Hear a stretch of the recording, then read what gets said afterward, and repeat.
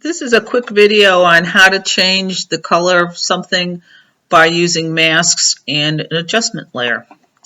So I'm going to go ahead and get into the layer palette, and I'm going to go ahead and select a hue and saturation adjustment layer. And you can see that the property palette immediately opens, which is great. We are going to want to use that, but let's go back to the layer palette. Now what I'm going to do while I'm in the mask part, and you can see that because there's a little outline around there. So I'm in the adjustment layer and I'm in the mask section, and I'm going to go up and I'm going to select select and mask. Now it automatically defaults selects the whole thing. I don't want that selected. I'm going to go Command D. And now I'm going to go ahead and start selecting the yellow in here. I'm sorry, I have selected this tool up here.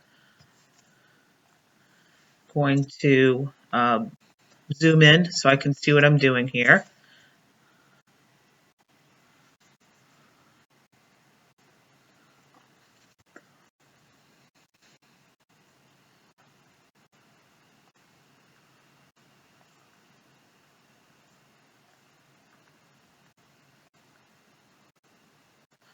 Okay, now I've got what I want selected. I'm going to say OK. And you'll see I've automatically got a mask in here. Now what I'm going to do, I'm going to click in the hue and saturation part.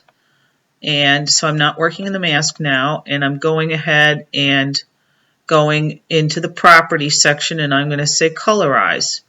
And you can see immediately I've changed that color. So I can change it in a variety of ways up here with the hue.